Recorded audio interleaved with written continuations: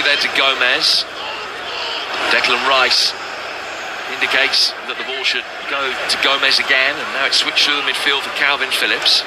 Phillips has been very neat and tidy so far, the Leeds United man on his debut.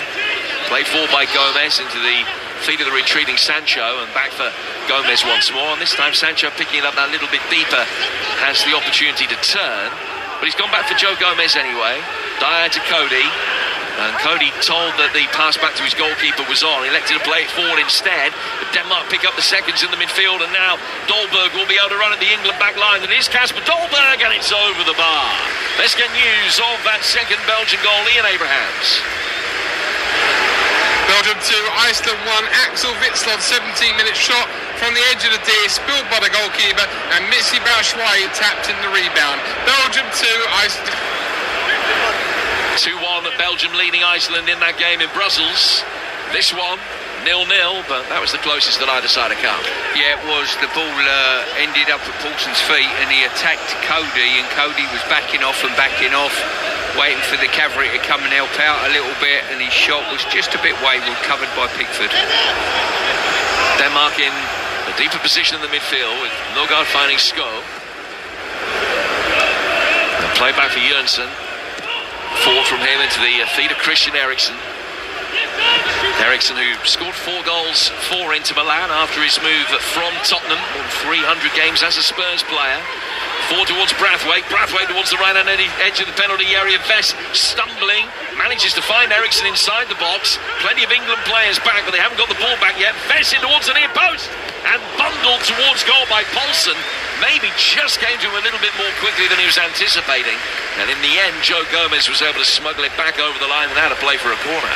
Yeah, that was a really tight affair. Ball whipped in there from England's left, and when it arrived at Poulsen's feet, I don't think he was expecting it. It come through a clutch of players, it's bounced up at him, caught his thigh, and then was hooked for a corner. Corner which will be taken on the Danish right. It's their first of the game. Taken short in towards the near post. Brathwaite comes out of the penalty area to lay it back for Sko. Sko takes it down towards the corner flag, and the pressure from Alexander-Arnold was so good that in the end he's off balance as he fires the cross in, and he's curved it straight behind the line and had a play for a goal kick. What have you made of the opening 20 minutes, Stuart? Well, I think it's been pretty wide open at the moment. I think we're waiting for one of the teams to find that real killer pass, and I don't think we've seen that. I think there's been a couple of half opportunities, but probably in the mid-third no one's found that pass to cut the opposition open, and both teams probably looked at their most dangerous when they've played the ball in behind, or in England's case the big diagonal to wide players, then feed it into the box. Certainly been Denmark's best spell in the last 5-6 minutes or so. Possession still in England's favour. Shot count though is 2-1 in Denmark's. Neither side have had a shot on target up to this point.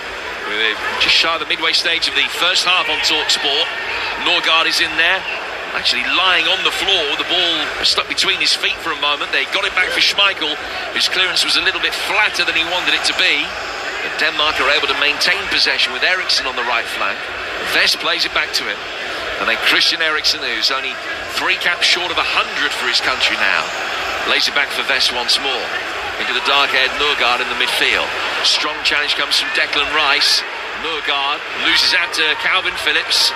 Phillips has done well to recycle possession there for England and get them going again. Forward towards Harry Kane, wearing 9 rather than 10 tonight. Kane running towards the edge of the penalty area, twisting, turning, tripping over the ball for a moment, but getting back to his feet before the Danes had won it back. Phillips then plays it Dyer. Dyer down the left-hand side for Trippier. Trippier towards Raheem Sterling. Sterling just lets the ball roll into the penalty area. He's checked back out, lays it back for Calvin Phillips. Phillips behind square for his central midfield partner Rice. Joe Gomez is forward to join the attack as well for England, but we're working back for Cody. Cody in a sweeper position for England finds Dyer. Dyer now for the long crossfield ball. Alexander-Arnold takes a touch, gets there ahead of Poulsen, flicks it to Sancho. Jadon Sancho's been in and out of the game so far, finding Rice. Alexander-Arnold brings it forward now. Then goes back behind square for Dyer. Dyer can play a more progressive ball to his former Spurs teammate Kieran Trippier. Trippier back for Dyer again. 25 yards outside the penalty area. Sterling is played in. Just trying to get in between the Danish lines. Works it back again for Dyer. Dyer to Cody in his blue boots. Finding Dyer once more. And Dyer will go all the way back for Jordan Pickford. And England just struggling for that little bit of inspiration in and around the final third at the moment. Yeah, the two so-called wide players and wingers in Sancho and Sterling are just playing tucked in a little bit to support Kane. So our width is coming from our wing-backs in Trent on one side and Trips on the other. So they're not getting a free run, the wide players, to actually get the ball and run at the sort of full-backs. But we're hoping that our wing-backs are going to cause havoc in that respect. Gomez. Just controlling it inside his own half. Lays it back for Cody. Cody for Eric Dyer. Dyer to Phillips. Phillips to Cody. And there's that crossfield ball again with metronomic accuracy.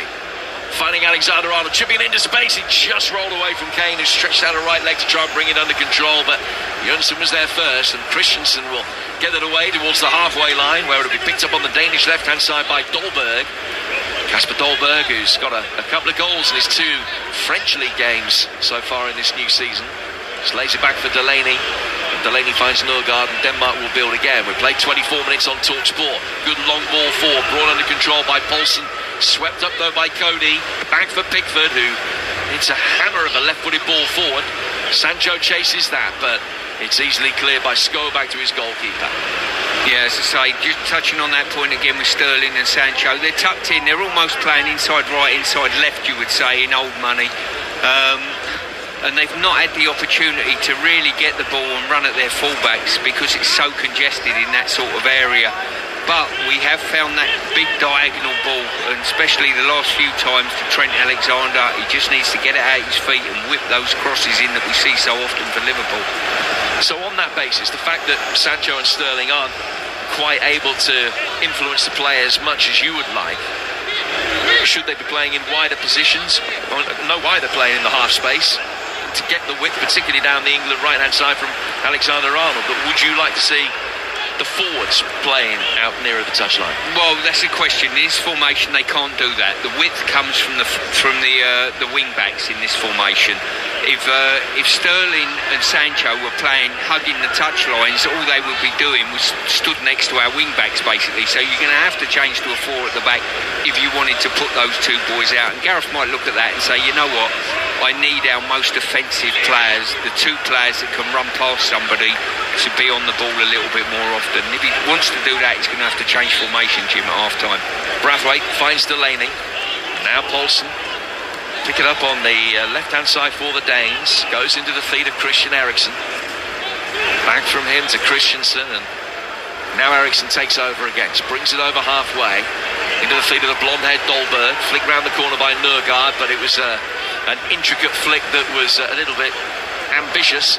And Joe Gomez will be able to pick it up at the back for England, and then find Kieran Trippier, who can bring it forward easily down the England left-hand side. We've played 26 minutes, and it's 0-0 with Raheem Sterling making his way forward now. Finds Harry Kane.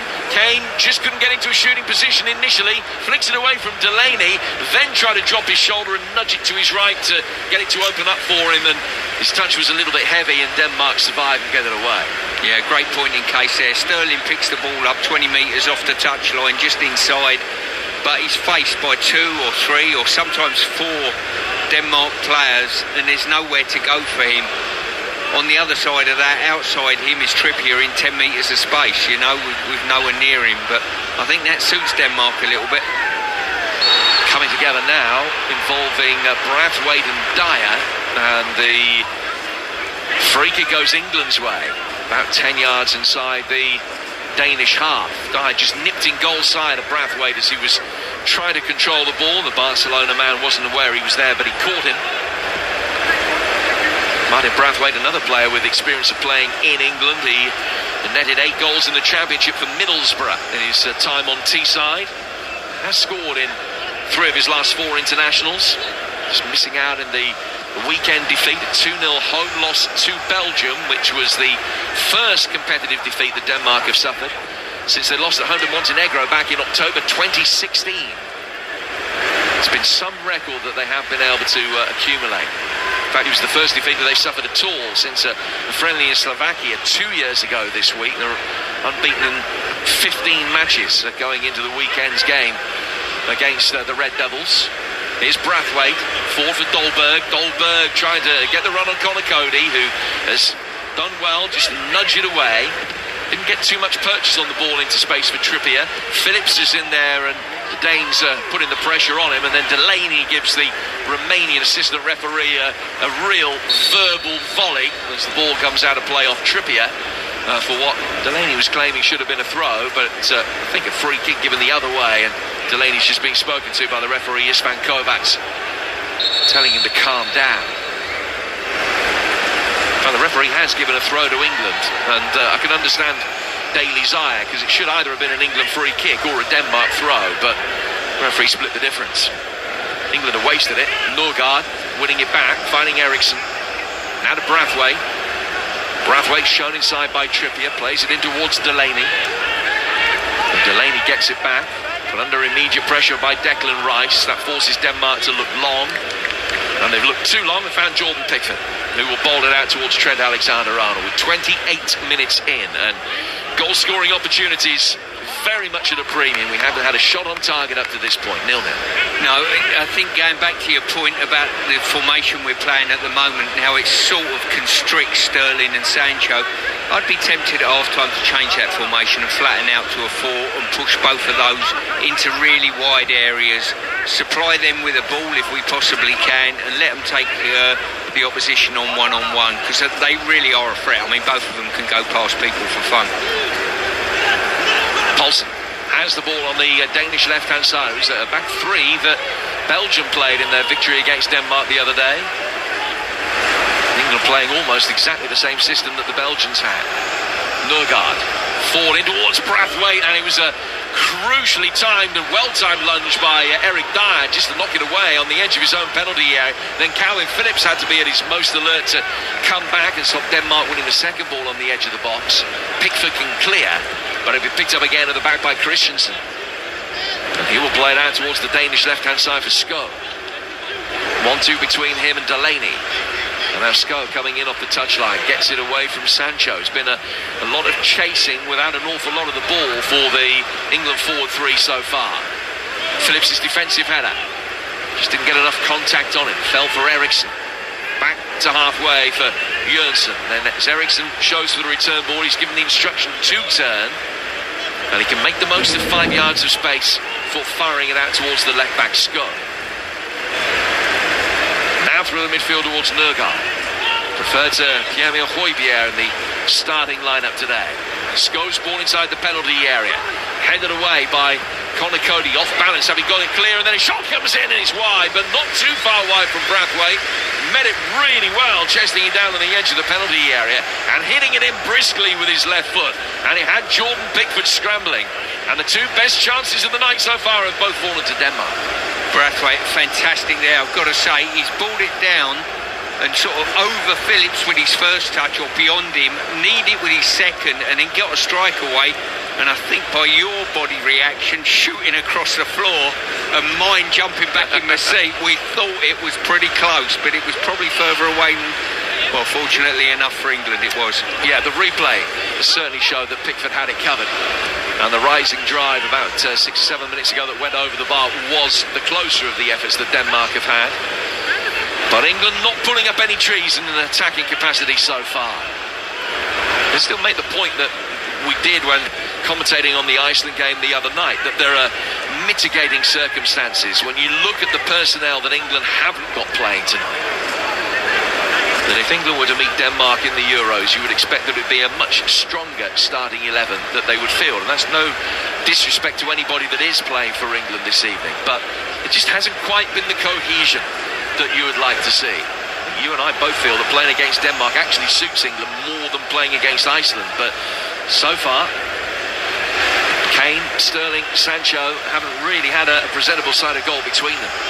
Yeah, and you've got to go back to the fact of Trips, whilst he's having a reasonable game, and I think he did in the last game as a left wing back, if you like, or left-sided player.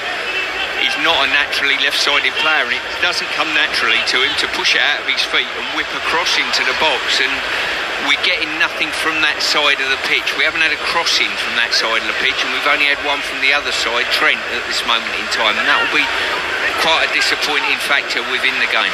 Ainsley Maitland-Niles is a player who can play in that position, of course. Did so to great effect in the Cup semi-final, the FA Cup final and the Community Shield. 3 excellent Wembley performances from Ainsley Maitland-Niles, man of the match in the Community Shield at left wing-back for Arsenal. He is waiting in the wings tonight, hoping to be the 35th English debutant under Gareth Southgate. 12 minutes from half-time, it's still 0-0 on TalkSport. Elsewhere, France 0, Croatia 1. Belgium 2, Iceland 1 in the other game in this group, Group 2 in League A. And Azerbaijan have taken the lead in Cyprus 1-0. Here's Sterling, taking it down towards the corner flag, flicking it back for Trippier. Trippier's right-footed delivery. Better ball in from that England left, but swerved in towards the edge of the 6-yard box, and Denmark could get it away. Back it comes from Cody to Gomez. Gomez will make his way forward. Not too far. England just almost trying to draw this Danish press, which hasn't been anything like as prevalent tonight or intense as it was in their game against Belgium on Saturday. England will bring it forward again, but Denmark are happy to back off when Eric Dyer has it, and they'll just invite him forward to within the 10-15 yards of almost the midfield before trying to put the pressure on. Now England have played round it. Alexander-Arnold looking for Harry Kane, making a run from the penalty spot. It was cleared by Christensen. Back to Sancho. Sancho to Rice. Now to Alexander-Arnold again. Works it back for Gomez. Gomez further back for Cody. And Cody in turn plays in Eric Dyer, who comes into Danish territory. 10.5 to go to half-time on TalkSport. 0-0. Alexander-Arnold cushioning the ball back for Jadon Sancho, who's faced up by Delaney, lays it back for Rice. Coming in off that right-hand touchline, Sancho will put it at the feet of Phillips. Phillips goes square to Dyer on the left. Now played down the touchline for Trippier. Trippier into Sterling. Sterling controlling very neatly. 3 Danish players around him. Works it back for Trippier. Trippier to Sancho. Sancho to Sterling again inside the area, getting away from Brathwaite, gets towards the byline, pulls it back, it doesn't quite fall for Kane, hits Delaney, then it's cleared by Christensen from his own dead ball line, out as far as Phillips in the midfield for England. And the Yorkshireman goes square for Gomez. Gomez back for Cody to Eric Dyer again. Dyer's ball forward into the feet of Kieran Trippier. Phillips can play the way he's facing out towards the England left-hand side, and Sancho will make his way forward to the edge of the penalty area now. Man who scored 44 goals in his time with Borussia Dortmund in 900 games. Back to Phillips. Phillips to Declan Rice. Rice put under pressure by Dolberg. They've got everybody behind the ball, Denmark. No real attacking intent from them at the moment. But England have still just had the one shot off target in 36 minutes of play. That's been the most frustrating aspect at the moment, that for all the possession, not quite enough tempo 90% of the time. Delaney playing it forward for Poulsen. Poulsen will bring it back forward over halfway. Declan Rice comes back to get goal side. He's helped Poulsen up, but he's been able to play in Delaney. Delaney to Eriksson. Space on the Danish right for Brathwaite, but he needed it to be played first time. Brathwaite will make his way into a more central position now as Denmark go back for Zanke Jørgensen. Now out to the left for Sko. Wearing 7, the left back. Turns it back towards halfway. Christensen. England's turn to have everybody back behind the ball, with Denmark making their way forward. It's not the worst ball in. It evaded Dolberg, but it was a nice shape on the cross from the left-hand flank, which went in between the 6-yard box and the edge of the penalty area. England can get it away, but Vest just chests it down. Eriksson will take it. Beautiful turn, gets away from Eric Dyer. Now Eriksson rolls in. Dolberg, who should have scored. Good save, Pickford, diving to his left-hand side, but had Dolberg gone for the big open part of the goal across the face of Pickford, it could have been a different story. Fantastic piece of play there by Eriksson. Ball rolled up to him. He's just had a look over his shoulder. He saw Dyer coming like a bullfighter, just stepped round him. Great play, and then just rolled it to his teammate who come onto it and probably should have gone across the goalkeeper. Anything across the goalie is a goal. Yeah, like a bullfighter, wonderful turn and a flash of red. Ball comes in from the right-hand side from that corner. Almost Delaney. Was a handball in there, potentially by Brathwaite. Inglis smuggle it away. I think another corner has been given. There's no VAR or goal line technology even in these games. It did appear as though Brathwaite headed it down and the ball hit a hand, a Danish hand, but it is a corner, which is their third, and it will be taken on the right-hand side. England defending another set piece. Eriksson with the right hand above his head, right-footed in swinger towards the away swinger, I beg your pardon, towards the near post where Harry Kane is there to head away, and then Vess looking for Eriksson. And the linesman flagged for a throw. The referee's whistle has gone and a free kick has been given for what was perceived to be a foul by Sterling on Vess. Yeah, and I think a foul was given for someone shouting a lot when they fell over, sadly for England's point of view, and it gives Eriksson the opportunity of popping the ball in our box again. Could be Eriksson, could be Sko, both stand with their hands above their head. It is Eriksson into what he hoped was a dangerous area. Kane, though, was fouled by Christensen before the ball got there, and it's a free kick which will be taken by England inside their own penalty area with 5 minutes from half-time. And it's still 0-0. Belgium 2, Iceland 1, the other game in this group. Belgium top of the group at the moment with 6 points, England with 4, Denmark with 1, Iceland with none. France 0, Croatia 1, and Sweden 0, Portugal 0. Cyprus 0, Azerbaijan 1, Luxembourg 0, Montenegro 0 in League C Group 1. And League D Group 2, San Marino 0, Liechtenstein 2, coming up towards half-time. Yeah, Gareth will be thinking now about potential changes, maybe the formation, I would think. For me, I'd flatten out and go to a back four and get Sancho and Sterling as wide as you possibly can and supply them with the ball. As we stand at the moment, Denmark have probably had the best chance in the game by far from that Eriksson created chance. So it's been a night of frustration, really, again for England. Up to this point, Schmeichel clearing it. Paulsen backing into Trippier is judged to have been pulled down, and the Romanian referee has given a free kick Denmark's way. It certainly looked to be 6 of one and half a dozen of the other. I think the referee has probably been pretty consistent. Every time there's a coming together between the players, he's given a free kick. He's not let anything go at all evening. It is so difficult this day and age. You've got to look at a replay a couple of times to define who has fouled who, if at all, I think. Eriksson and Sko standing over it again. Last time from this position it was an Eriksson ball into space. It is again, this time much deeper though, and once more there's pushing and shoving from the Danish players as the ball's on its flight path. And that time it was Dolberg who was the guilty party, and he's given away a free kick, and England's been able to deal with those set pieces relatively comfortably because the Danes have just been indulging in so much wrestling going on, and Jørgensen was also at fault with a pull of a shirt on Alexander-Arnold, that the Danes have just done England's job for them. 4 to go to half-time, it's 0-0, and England will bring it forward with Cody.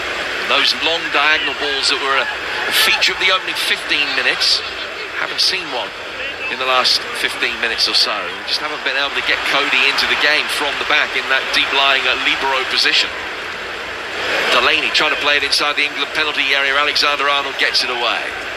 Flicked back by Delaney towards Brathwaite, and then he's run into Declan Rice and got a free kick. As I said, I rest my case. You can't tell what is a free kick and what isn't. He can't tell what's a free kick and what isn't. No, that's the problem. Declan's a little bit perplexed by it, but I think the fact he had his arm across maybe his chin, commonly known as clotheslined him, has given the free kick, but it's in a very dangerous position. Every time that ball flashes across our box, it worries me. So England defended again with a line of 9 across the edge of the penalty area. Usual suspects over the ball. This time it's Sko who plays it in. It's over Harry Kane's head, but cleared by Cody. Volleyed out towards the right-hand corner flag.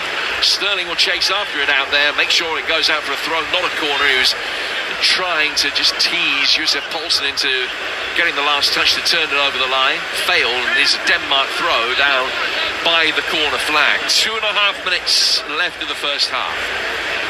Denmark 0, England 0 on TalkSport. Good defending there by England from that latest free kick. A good strong line, everyone dropping in unison together.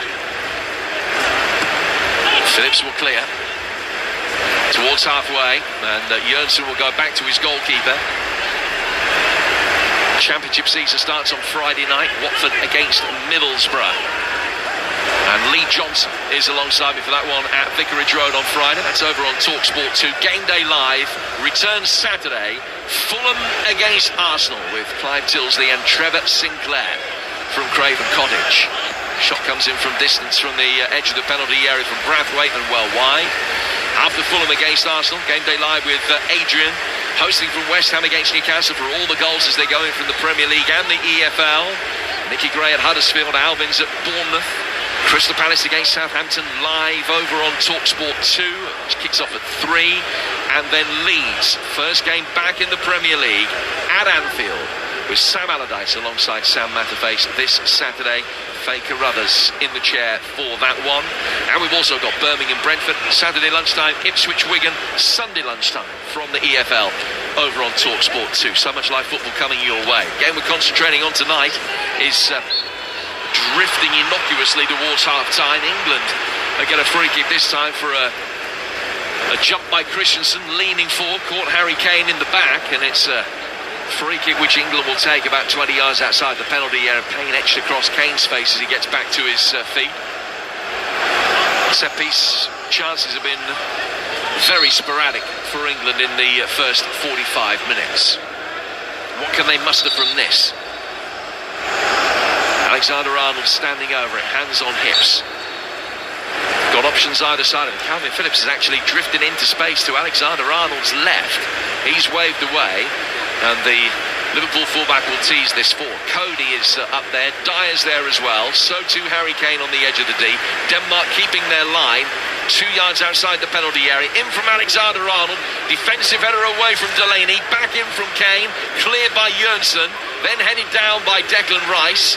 Trippier steers it wide for Phillips on the England left-hand side. The 45 minutes are up, and no need to really extend it, I wouldn't think. And indeed, the referee looks at his watch and signals the end of the first half.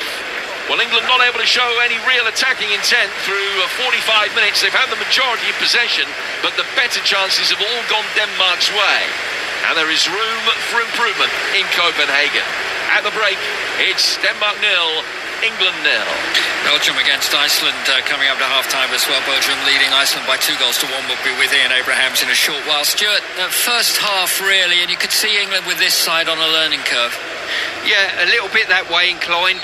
I think the formation has probably not helped us. Our two most exciting players that can go past someone are playing tucked in a little bit too much in a lot of traffic. So it's not helping them. The width is coming from Trent on one side, Trips on the other. For me, I'd probably go to a flat back 4 now, probably a 4-2-3-1, and get those two boys as wide as possible and supply them with the ball. What I do like, though, about this competition is that at least this is all played out properly as opposed to the way we used to. So, you know, Gareth Southgate can see from this as well what he needs to do and with whom. So it's a fantastic exercise for both players and manager, no doubt about that. It's been a massive success, this Nations League. And as you rightly say, there's no friendlies, you know, we're playing for keeps here, which is fantastic. It is. I thought that Jordan Pickford, there's been quite a lot of thought on him. You were saying as well you were surprised he played this time. He did make a really good save late on. Well, I think we're always surprised every time he plays in a game that you think another goalie might give the opportunity, but Gareth trusts him, and we should know better. When we go into the next lot of internationals in October, we'll be saying, well, someone else will play now, Pope's done well, or someone else has done well, but he doesn't. He runs with Pickford, he trusts him, and to be fair to him, he made an outstanding save just before half-time to keep England in the game. He did. I quite like that, though. Whoever your goalkeeper is, if he's your number one goalkeeper, you might as well stick with him. The others understand that. I think if they weren't playing in the Premier League, the likes of Pope, then you could think that way, but, you know, they are. And I think that if you're the number one, that's a position, as it would be with Harry Kane up front as well. You know, he plays. Well, put it this way, it's only form that'll get you out the team, you know. So Pickford knows that he's the number one at this moment in time and has been for a number of years. And it's only his form that will lose that position. The one thing as well, and there was, you know, just whether England can get that ball forward a little quicker as well from the back. Dyer for me is one of those players at times, he does slow it down just a little bit. Well, potentially, but I think what they've done is get it forward. Cody's hit a few really good diagonals. Dyer potentially on the odd occasion has hit the diagonal, but I'd like to see that diagonal either land behind the opposition's back line or landing at the feet of Sancho and Sterling with one-on-one scenarios. Interesting to see what happens in the second half with Stuart Pearce and with Jim Proudfoot. We'll be back with the boys for the whole of that. You'll have your chance to have your say when we're over today. We're not over at all on Talk Sport. It's the Sports Bar open for business from 10 o'clock with Andy and with Jay. So 717 223344. Half-time, Belgium against Iceland. Ian Abrahams. Belgium 2, Iceland 1 in Brussels. All the goals in 5 minutes mark towards the beginning of this game. For Johnson, put one into the back of the net for Iceland from the edge of the D. Lovely curling shot with his left foot first time. That on 12 minutes, but within 60 seconds, Belgium were level. A free kick by Dries Mertens, left-hand side, 25 yards out. Came back off the angle of post and bar, and Axel Witsel just got enough on it to put the ball over the line. And 5 minutes later, he was the creator for what turns out at the moment to be the winning goal for Belgium. A shot from the edge of the D from Witsel, and Chelsea's Michy Batshuayi tapped the ball into the back of the net. It's Belgium 2, Iceland 1. Elsewhere in the other groups tonight, also in League A, of course, France against Croatia, and Croatia were ahead for quite some time, but France, with two very late goals from Griezmann and Martial in the last 2 minutes of that first half, means that France now lead by 2-1. It's half-time as well. Sweden 0, Portugal 1. In Group C, League C, I should say as well, Cyprus, Azerbaijan, and Azerbaijan leading by 1-0. No goals to tell you about Luxembourg against Montenegro. And then in League C again, that is their Group 2, Armenia 2, Estonia 0, Georgia 1, North Macedonia, who lead that group at the moment, 1-1. That's how it all finished earlier on today. And North Macedonia and Georgia, the two sides at the top of that particular group. And the only other game in the Nations League tonight, San Marino 0, Liechtenstein 2. And that's at the half-time stage. Just to let you know, as far as the football's concerned, some terrific live action to come over the next few days as we get back, of course, to Premier League and everything else that you need to know and all the build-up to come to. Friday we start on 2, Watford against Middlesbrough from the Championship, and Jim and Lee Johnson. Really looking forward to hearing from Lee Johnson on Friday night. Dan Windle will be in the chair for that one. Reshman, of course, on game day. Fulham against Arsenal. There's Birmingham against Brentford on 2, the early games. Game day live with Adrian Durham, all the goals as they go in. Palace against Southampton on 2. And Liverpool against Leeds in the Premier League.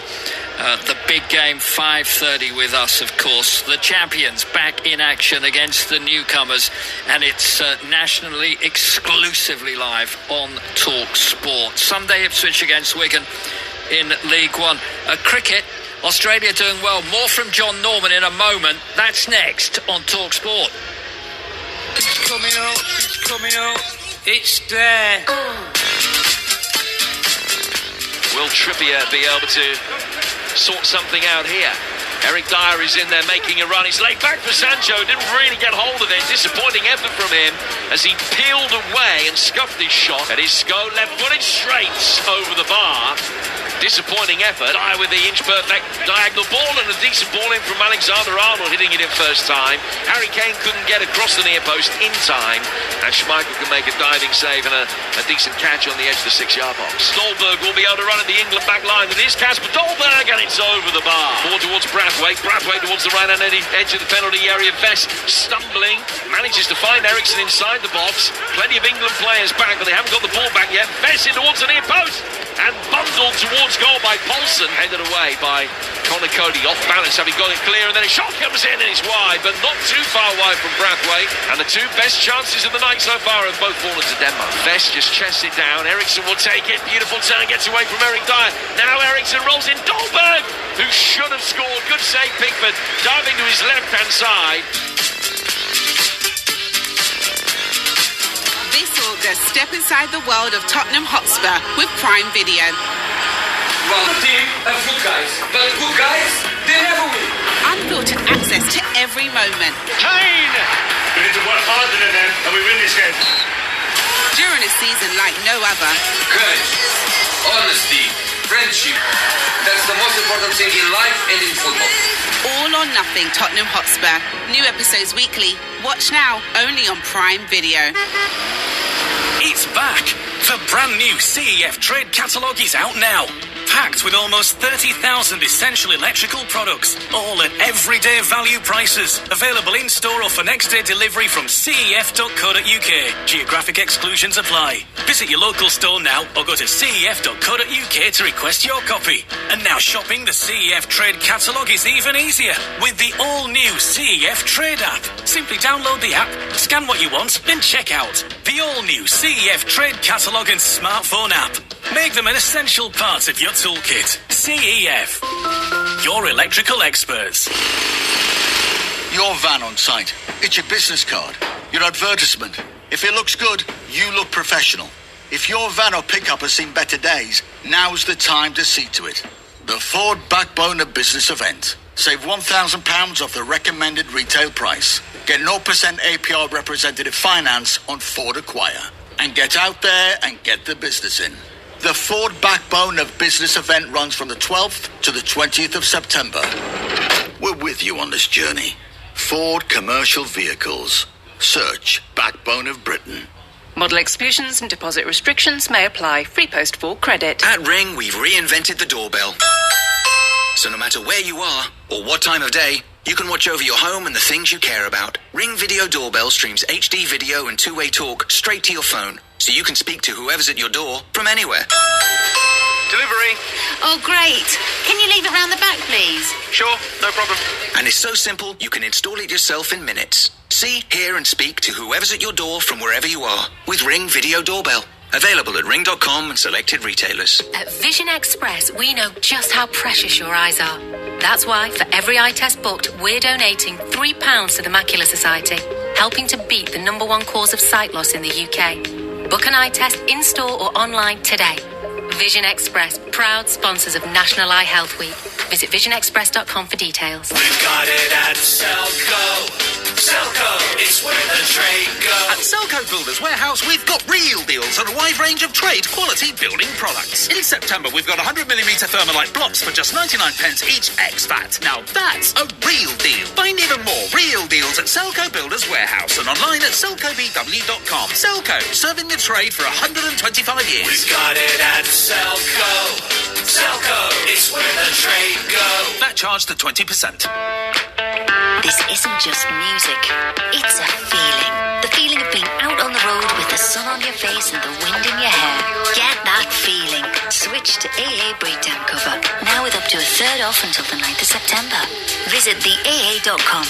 New customers only. Excludes roadside only. T's and C's apply. From the centre of the football universe. What a hit! The Nations League. Live on Talk Sport. To the cricket, Australia rapid in response to England. They need to get rid of their captain, don't they, John Norman? Well, they just have done, Sags. I tell you what, if you come to me before the break, I would have said Australia taking this game at a canter. 146 to target. They were 70 for 1. We saw them collapse in outrageous fashion in the first T20. Are they about to do the same thing again tonight? Stoinis going for 26, Maxwell for 6, and Finch has just been deceived by a beautiful googly from Adil Rashid. Finch should have gone on 27, though. Johnny Bairstow with the drop of the season. That could have typified England's approach, which has been shoddy at times. But suddenly, England back in this contest. Australia need 59 from 56. They're 87 for 4. Yeah, amazing, that one from Bairstow. He just basically closed the gloves too quickly, running after what was a skier. To the US Open now. Quarter-finals, Lisa O'Sullivan. Yeah, first of the men's matches, and after Novak Djokovic's exit, one of the men playing today will be into their first ever Grand Slam final. We're in the top half of the draw, where Alexander Zverev has levelled the match with Borna Coric, having gone 6-1 down in the first set. The German's taken the tie-break in the second. He's won 46% of his Grand Slam matches after losing the first set. He's 2-1 up with a break in the third. Lisa, thank you very much indeed. Back to the stadium in Copenhagen then, the Parken Stadium, of course. And Stuart Pearce, what would you like, perhaps, England tactically to improve on in this second half?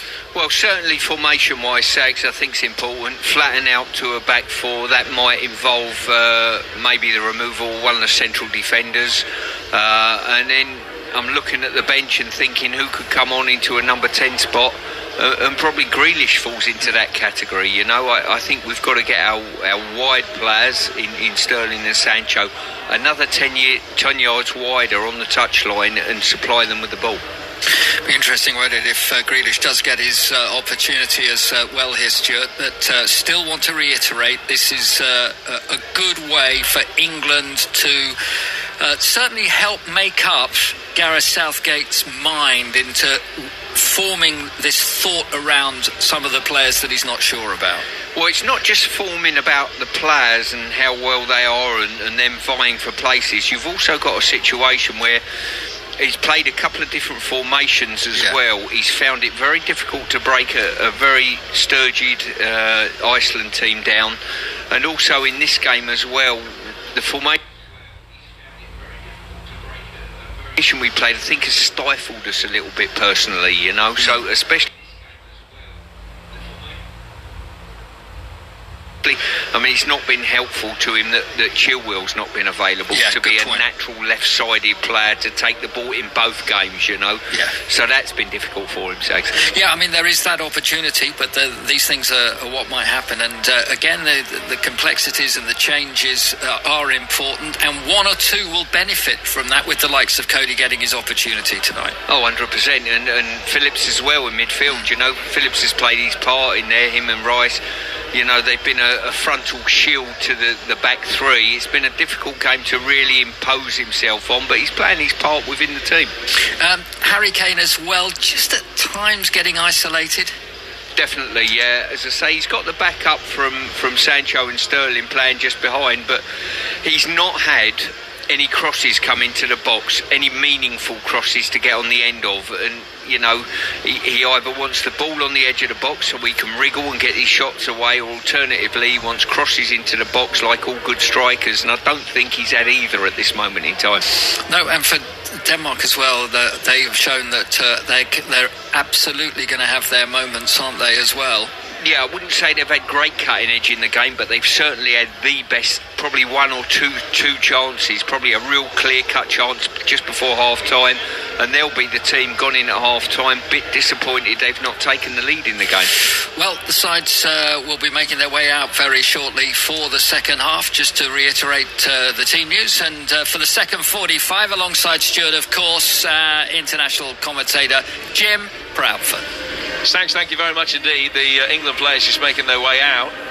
Just before the second half gets underway, and news of a milestone goal. Cristiano Ronaldo scored for Portugal his 100th international goal. Only the second player in history in the men's game to reach 100 international goals. Ali Day for Iran the other. So Ronaldo, 100 goals in 165 games for his country, and he's now scored in 17 successive calendar years for Portugal. Many congratulations to him. Gareth Southgate makes his way very belatedly, trotting with some intent down the touchline as the second half gets underway without him, and Christian Eriksen gets a shot in 10 seconds into the second half from the edge of the penalty area, which bounces back off an England player out towards the touchline, where Sancho is then penalised and free kick's been given against him, much to his huge frustration. He was absolutely convinced that firstly he kept that ball in play and that he hadn't fouled Norgard, but the referee has given a Danish throw, and justice was then done as it was flipped by Norgard straight out of play for an England throw.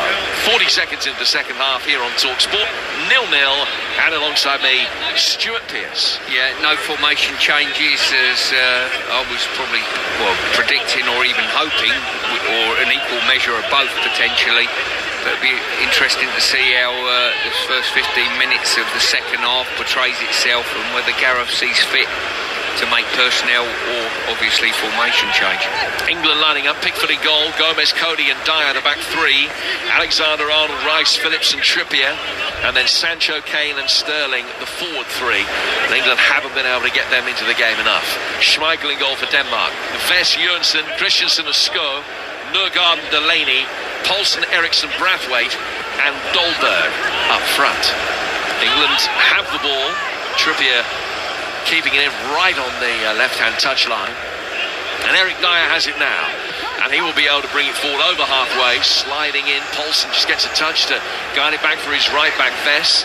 Now Delaney can turn and get away from Calvin Phillips in the midfield. Christensen scooping one forward, and Sko will make the run. Gomez is quick and has done well just to go shoulder to shoulder with the man that he's marking. Very intelligent defending to knock it out of play off Sko for a throw that will be taken on the England right-hand side. Oh, fantastic ball by Christensen there. Just killed it with his right foot out to the left-hand side, kept it in play. Sko was by far favourite to get there, but Gomez put the afterburners on, defended it well. And he will take a throw on the right-hand touchline for England. 0-0, 2-1 to Belgium in the other game in this group, at home to Iceland. England have a triple header early in the next month with Wales, Belgium and Denmark all at Wembley in the space of a week. Wales are friendly, and then Belgium and Denmark games 3 and 4 in the Nations League. Just to reiterate the situation in the Nations League, you'll remember that last time England were in a 3-team group. They're in a 4-team group now, but it's still the same. Finish top, you're in the semi-finals. Sometime autumn 2021 we expect. If you finish bottom, you're in League B next time around after relegation. Ball is out of play for an England throw. No change in formation, no real discernible change in the way that the game is going in the early stages of this second half. Denmark's possession from about the 15-minute mark onwards was certainly more effective than England's in that first period. Sko did well to judge that a long diagonal from Eric Dyer was not going to be a potent ball, and ducked himself, almost threw himself underneath it in the end so that he didn't get a touch, and it goes out of play for a goal kick that will be taken by Schmeichel. And Leicester City man working it to his right-hand side for Jørgensen, and now Vest will play the ball forward towards halfway. Good jump by Dyer, beating Youssef Poulsen, played forward by Rice. Sancho going up for it in the midfield, loses out to Christensen. Phillips picking up the pieces, goes wide to his left for Trippier. Trippier with the stitches above his right eye after that fearsome clash in training with Danny Ings. Good ball out towards Alexander-Arnold, but he only had Harry Kane in the penalty area, and there were 5 Danes in there as well. Kane couldn't beat those odds, and Brathwaite will bring it away. Yeah, Phillips, great diagonal ball there. Got to arrived at Trent Alexander's. He was chasing it and galloping down the right, but he pulled it back, and as you rightly say, just 1 against 4 in the box, not good odds. Poulsen fouled again, and free kick goes Denmark's way. Stern, strong challenge from behind by Eric Dyer, who stretched out his right leg and then caught the toes of Poulsen's right boot with the studs of his own. Gomez heads away, finds Declan Rice. Rice facing the wrong way. Does well to find Alexander-Arnold, who can turn it forward. Defensive header from Nørgaard under pressure from Kane. Loose ball picked up by Sancho, work wide, out towards the left-hand touchline where Sterling will make the run, and now Sterling has an opportunity to try and run at Zanke Jørgensen with Sancho in the middle. Kane's in there as well. Midfield can't get forward in support though, and he has to hold it up, wait for Trippier to arrive, and Vest can slide in and put it out of play.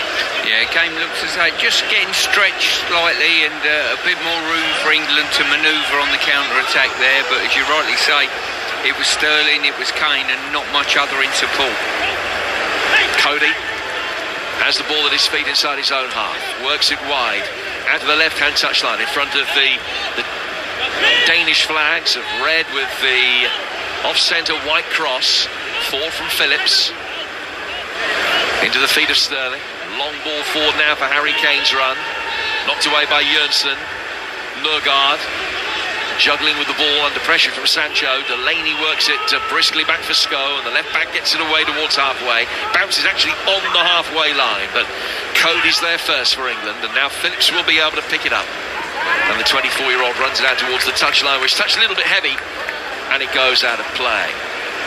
Would have been eligible to play for Jamaica, reportedly for Ireland as well. Calvin Phillips, the first time that he's had international recognition at any level, and it's fitting reward for progress that he's made at Leeds United.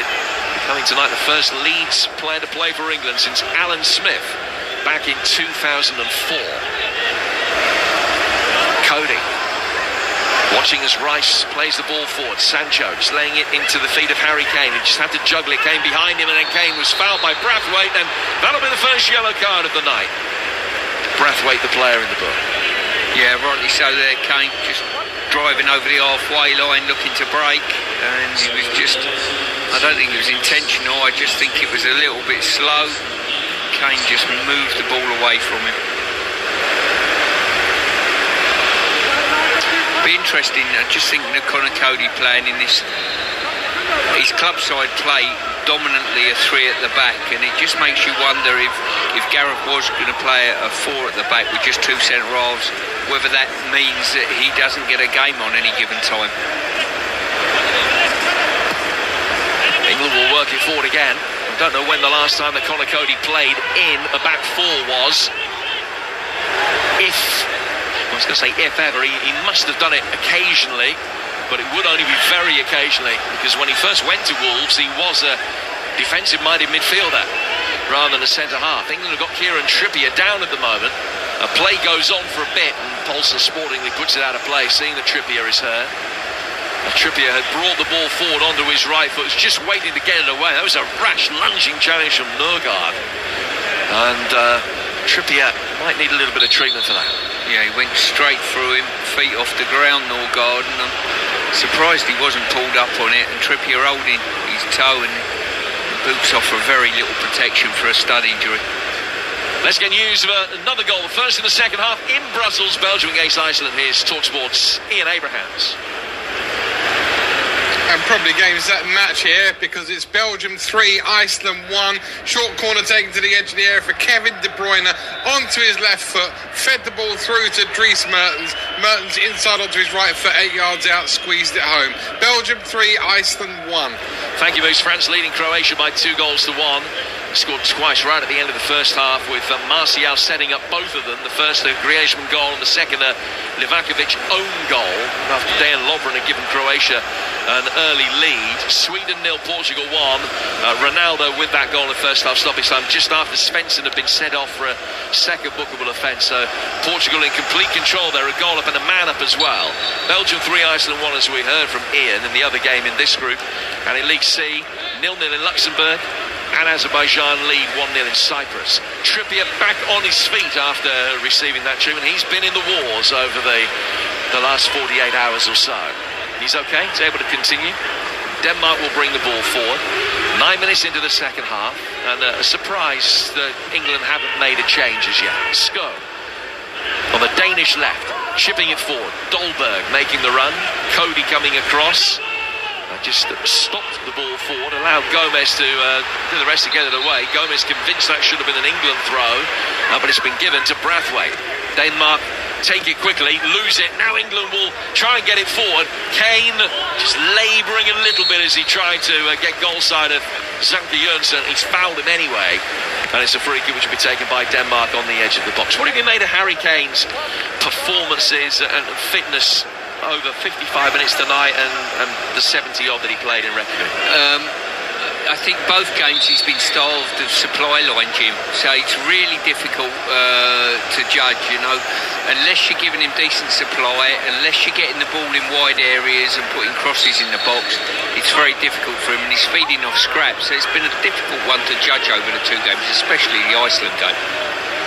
0-0 tonight. As it was, of course, at this stage and long after this stage in that match in Reykjavik. But frustratingly tonight, worryingly from an England perspective, they've had one shot and it's been off target. That's all they've mustered so far this evening. In 55 minutes, Denmark have had 6, albeit only the one on target, having only had the one on target in their defeat to Belgium the other day. Delaney waiting for the ball in the midfield. Nørgaard turned it the other way instead. Dolberg holding it up well with a good first touch. Setting it off towards Eriksson. Eriksson finds Sko. Sko going outside Alexander-Arnold. Ball into a dangerous area. Very well dealt with by Joe Gomez on the stretch. Got it away from Brathwaite and put it out of play for a throw. Yeah, Gomez got his club mate out of a bit of trouble there. Trent just slipped and Sko just got a half a yard on him, whipped the ball in, but Gomez's positional play very good.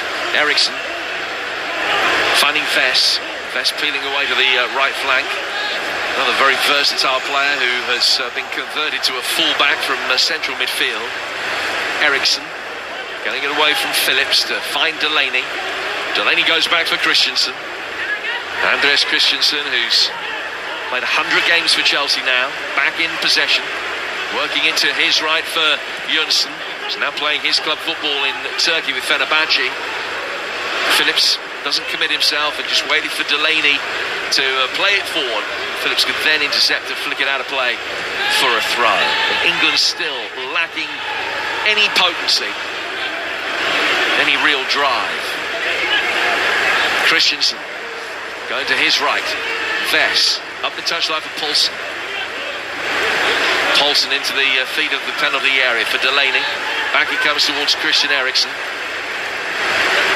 Eriksson working it wide to the right-hand side again for Vess, and now space for Delaney. He's worked it back infield, but the shot on target, only their second of the night, was very easy for Pickford. He could just almost kneel down and put his hands behind it. It just plopped into his grasp very easily. 12 gone second half, 0-0 on TalkSport. Yeah, Eriksson sort of being integral in the set-up play there. And you always worry when Eriksson's got the ball at his feet. He is the one that can find a clever pass or a finish. Phillips. You think England got the balance of the midfield right tonight with Rice and Phillips? I think it's okay as a shield, but I don't think they've got it right in front of them, if I'm being honest with you, Jim. That's where the problem lies. I think if you just had one shield and maybe two advanced into that, it just comes into traffic again. It wouldn't work. You've got to have two sitters there in this formation. Sterling picking it up. Kane had made an early run, would have been offside. Instead he's checked back and looks for Alexander-Arnold's run, who gives it a yelp of frustration as the overhit ball goes out of play. But at least England working it into a wider position. They are going to make a change in a moment, and it's Mason Mount who will come on. I think there's a case for England switching to 3-5-2, bringing Mount on into the midfield, maybe alongside the two that they're taking, say, Sancho off. Well, potentially, if it was me, I would be tempted to bring one of the central defenders off, Jim, and flatten out to a back four and put Mount just in behind Harry Kane. That's how I would go with this one.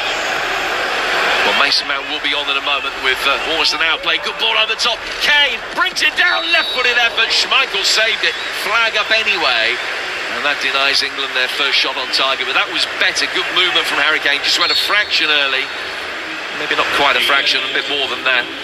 Christensen had done well, held the line. It was a good save from Schmeichel anyway. But applause from Gareth Southgate. And Mason Mount will come on with half an hour to go. And Jadon Sancho is the player that he has replaced. So Mount for Sancho.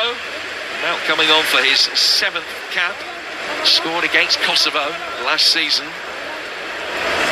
Now it's his 5th substitute appearance within those 7 games for his country. So England persisting with the back 3 for now. And Mount playing, looks like, as a 10, but Sterling still wide to his left. Here's Phillips just shepherding the ball out of play. So your thoughts on that change, Stuart, with an hour gone at 0-0?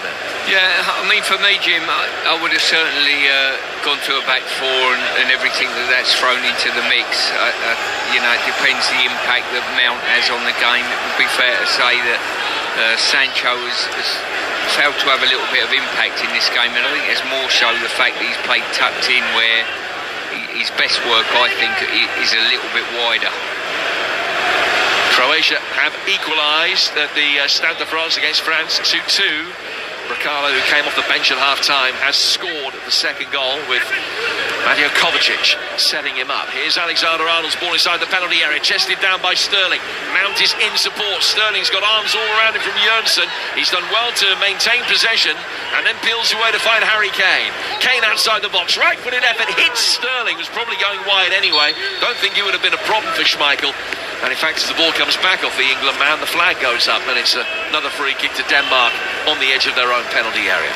Yeah, the mark of sort of Harry Kane's impact, if you like, in the game. He's picked the ball up and by the time he's turned on the edge of the box, there's probably, I think, 8 Denmark players between him and the goal, and he's made it very difficult for him tonight. But you know full well he just needs one chance and the ball will be on target and he'll work Schmeichel. Looks as though there was a shove by Paulsen on Trippier, certainly in the context of the way that Istvan Kovac has refereed this game. As soon as there's any contact and a player goes down, the whistle goes, and that was another illustration. Trippier back on his feet. Free kick taken back for Conor Cody. Cody working forward for Dyer. Dyer playing it straight into Paulsen from close range. Bounce back for Dyer. Dyer goes to his goalkeeper. Pickford clears it along the deck. That one straight to Paulsen. Stumbled as he controlled the ball, then just kept it in. But the stumble was enough to allow Trippier to get back goal side. And he can then clear it from his own dead ball line. A high right-footed ball forward. And he's found Harry Kane on halfway, who's just should have used his arm in controlling it. Then it's a free kick on halfway to the Danes. Well, yeah, it's definitely handball, just looking at the replay there. But every time you see a player's expression in slow motion, they look absolutely flabbergasted that a decision is given against them. The referee got that one right, though. Delaney, under pressure from Mount. Sterling is still predominantly playing wider on the left-hand side, but it is much more of a 3-4-1-2 formation that England are playing now, and they play with the back 3 in the World Cup. Have the wing-backs outside the 3 centre-halves, and then effectively played a diamond in midfield with Sterling at the tip of it, playing in the most advanced role of the 4, but almost doubling up as a second striker with Harry Kane. That's not a formation that they've tried tonight. I think this might help them actually a little bit in this formation. Mount looks as though, as you mentioned there, just tucked in behind Sterling, who's gone to give Harry Kane a little bit of support up front, I think. Trippier, with the ball in his hands, throws it down the line. It's headed back by Nørgaard, brought down by Brathwaite. Neat control, a little bit of juggling. Has it on his right thigh and turns it onto his left foot, the Barcelona man. It's the 3rd player to play for both Barcelona and Denmark, or should I say the 3rd player to play for Denmark whilst at Barcelona. He's laid it back inside his own half for Christian Eriksen. Eriksen goes back for Schmeichel. Schmeichel controls it. Long right-footed ball forward from him. Got a good defensive record, Denmark. They've only conceded 3 in the last 7 games, although 2 of those did come on Saturday night in this stadium against Belgium. Brathwaite brought forward here by Eriksen, right in the challenge on the edge of the penalty area of Cody, who had to make sure that he didn't dive in and make contact. Vest will deliver, right-footed ball in. Alexander-Arnold given the instruction by Pickford to get it away, and he did just that. And then as Mason Mount tries to bring it clear, he goes down. Referee says play on, which is a novelty. Doesn't the second time, though, as Delaney is caught, and the free kick rightly given Denmark's way. Yeah, great ball into the box then. Once again, it's the architect is Eriksen. Fantastic footwork from him. great ball into the box, and Trent's position, fantastic, just tucked inside the far post, like any good fullback should be. Denmark were unbeaten at the last World Cup. They lost to Croatia on penalties only in the round of 16. Croatia, of course, going all the way to the final on the back of that. Well, this free kick's a long way out, but it's not stopping Christian Eriksen having a little size up of it, and he hits it from distance well over the bar. He was 35 yards out, and he's put it 6-7 yards over. Yeah, horrific free kick there. As I say, Pickford just had two in the wall, just split a yard apart, so they had a good eyesight of it, and to beat him from that distance, certainly with a side foot, non-existent. They've got a massive flag up at that end of the ground, just a reminder of their Viking heritage. And they've got a Viking warrior with a sword and a shield, and the free kick was so errant. If you can imagine that, just picture that in your mind, and it stretches back the whole length of the stand, and he's hit the sword with his free kick. That's how high over the bar it went. Here's Phillips, just brought down by Dyer. Now played out towards the left-hand side for Harry Kane's run, and he's going to get there ahead of Jönsson. Kane inside the penalty area. Jönsson stood his ground and should be able to knock it away relatively comfortably. Well, the Danes beat England in the 9th century, England as they then were when the Vikings came over. An away win for Denmark. England looking for an away win tonight. 20 minutes into the second half. No sign of it up to this point. It was the Aston Villa pair of Darren Bent and Ashley Young who scored the goals when England won in Copenhagen in their last away game back in 2011. The Danes leading briefly before goals from our very own Darren Bent, and then Ashley Young of Inter Milan got the winner. The last competitive meeting went England's way as well, which was a comprehensive 3-0 success in the 2002 World Cup. England were excellent. First 45 minutes that day, they were tremendous. Here's Rice playing it forward to Raheem Sterling, just drawn away by Delaney. Comes back for Rice. Rice works it back inside his own half for Cody. Cody for Dyer. Midway through the second half, and England are still waiting for their first shot on target of the night in a game that, truth be told, has been pretty forgettable. All very worthwhile exercise, of course, as far as England are concerned. This might be a moment, but not quite, as Sterling picked up the ball on the half turn from a ball that was played into space on the edge of the D. And Sterling turned in an instant. Kane made the run, and he managed to squeeze the ball between left back and centre half Christensen, but just too much on it for Kane, and he couldn't get it under his stride. Sterling just dropped to his knees there. He knew how frustrated he was with himself that he didn't get that pass from. Great movement by Sterling into that position. Received it with one touch and just hit it too hard for Kane to get on the end of. Alexander-Arnold, lofted ball over the top. Mason Mount is in, but is he allowed to continue? Yes, he is. He's controlled it down on the dead ball line. Thought that he might have given away a free kick for a shove on Vest. In comes the ball. Kane with the header at the far post.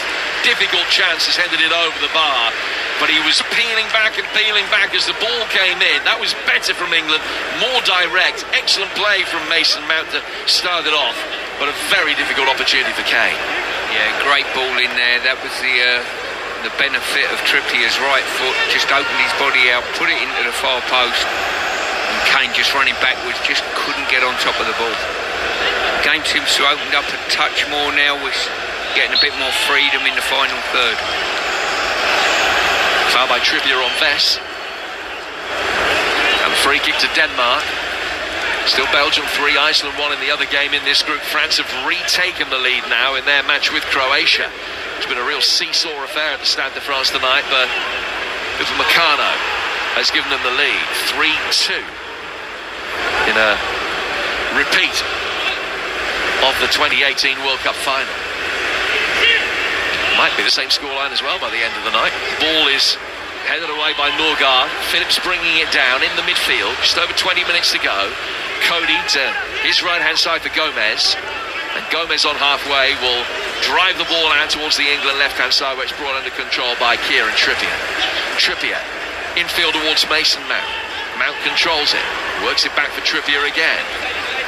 Now played out towards the England left-hand side where Raheem Sterling can bring it in. Sterling, right-footed effort from him, and Schmeichel not taking any chances. It might have been going wide of his near post, but he got his hands behind it, helped it round the post and out for a corner. Yeah, England building a nice head of steam up at the moment, penning Denmark back, and Denmark looking a little bit ragged and a little bit tired compared to their first half performance. This is England's first corner of the second half. Won by Raheem Sterling as he's looking for his 12th goal in 13 internationals. The corner will be taken on the England left-hand side. Cue for the centre-halves to make their ways forward. Cody, who seldom does for Wolves, is in there along with Dyer. Sterling stands hands on hips, edge of the 6-yard box. The players from both sides go down in a skirmish around the penalty spot. All eyes on the ball, they all tripped over each other. Delivery was cleared. Gomez then plays it back out towards Alexander-Arnold on the England left-hand side. It doesn't quite get that far, but Mount will be able to play him in now. Back he comes for Rice in the midfield. 20 to go, 0-0. England have taken time to warm to their task tonight, but this has been a better spell for them. Belgium go 4-1 up at home to Iceland. We'll get the details of that goal in a moment. Denmark win it back cheaply in the midfield. And Dyer's got a bit of chasing to do. He's done it well to get there ahead of his former teammate Christian Eriksen and get it back for Jordan Pickford. Pickford will play out from the back five. Phillips finds Joe Gomez, and England can bring it out of harm's way. Let's get news of that fourth goal for Belgium from Ian Abrahams. Yeah, Belgium 4, Iceland 1, 20 minutes to go. Low ball in from the left-hand side, and the most audacious of back heels from Missy Batshuayi inside the 6-yard box. His second of the night. Belgium's fourth. Belgium 4, Iceland 1. Ball inside the Denmark penalty area. It's headed away by Jørgensen and then brought down by Dolberg. And Dolberg just takes it out towards the touchline. It's caught by Joe Gomez, and it's a free kick to Denmark. The latest in the cricket, incidentally. Australia looking good. They need another 13 off 15 balls, and they've still got 5 wickets in hand. Marsh 33 not out at the moment, so they're going well. They should be okay. But we'll keep you updated with that. Nørgaard coming off, and Højbjerg, Tottenham man, coming on to replace his international counterpart. Nørgaard winning his first cap for his country tonight. The Brentford player, and Højbjerg will get 20 minutes to, he will hope, improve on his performance from the weekend defeat to Belgium. He was certainly culpable for the first goal that they conceded from a set piece, which was a corner swept in from the right-hand side, and he lost his man as Jason Denier made a run across the face of him and put it in. And that's Denmark's first change. It is a straight swap in the midfield. 0-0, 17 minutes to go. Yeah, it's England just getting the ascendancy, I believe, in this game at the moment, and they need to keep penning Denmark back and starving Eriksen of the ball. Yusuf Poulsen battling for the ball with Calvin Phillips. Both players had their boots up, and it was Poulsen who went to the ground, and Jack Grealish will be coming on in a moment. Number 17 will get 17 minutes. He'll be on at the next break in play. So Grealish on for his debut in a moment. Will he be the man to make the difference? Kane chasing a back pass for Schmeichel. Kasper Schmeichel able to get it away easily, though. It's helped on down the left-hand side by Sko. Dolberg drops off and is able to pick it up and then turn. Good challenge to win it back from Rice in the midfield. And then Alexander-Arnold's given it away. Ball that went too far away from Phillips to be serviceable. And Poulsen can win it back. Back from him to Højbjerg. Højbjerg, who's sitting at the base of a triangle now in the Danish midfield. 4 from him to Brathwaite. Brathwaite's got Vest making a run outside him to the right-hand side. He's turned back the other way, though, to feed Delaney. Delaney down the left-hand touchline for Sko. Sko will control it on his left foot and then bring it infield. Christian Eriksen played in now. Eriksen doesn't want to turn. He's just gone back, playing the way that he's facing. Højbjerg then caught, put under immediate pressure by his new Tottenham teammate Kane. Down towards the left-hand touchline for Sko, who nutmegs Alexander-Arnold, but Cody gets a shout from Pickford to leave it, and the ball rolls through inside the penalty area. Yeah, can't quite understand what Sko was doing there. He's nutmegged someone with no pass on the outside or no endeavour to get to the ball himself. game seems to have settled down a little bit at the moment from England's ascendancy in it. And the players looking a little bit tired. Understandable with the way that there have been so many different variations in the training regimes over the last few weeks, and last season stopping at different times for everybody. Very difficult with these international fixtures, peculiarly this year taking place before the domestic season starts. And Gareth Southgate just gets a wink from Jack Grealish as they shake hands, and Grealish will come on here for another one of England's debutants. Phillips off and Grealish on to make his debut for England. I think Phillips has had a good steady game in there. He's not been it's not been an outstanding performance, but in the role he's been asked to do, and I think in the second half of the game he's got better and better and more comfortable on the ball. So I think that young man can be pleased with his contribution tonight.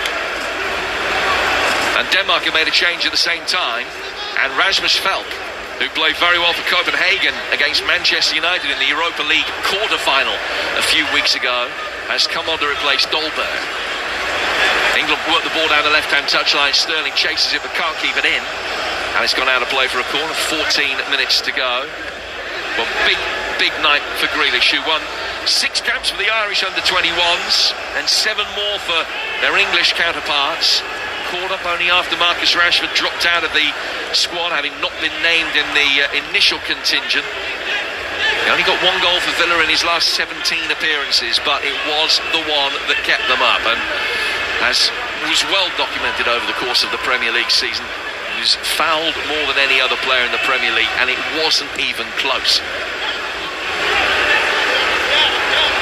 Schmeichel, the edge of the 6-yard box, gets it out from the back. England pressing. He's now to play round the press of Kane to feed Højbjerg. Højbjerg now to Eriksen.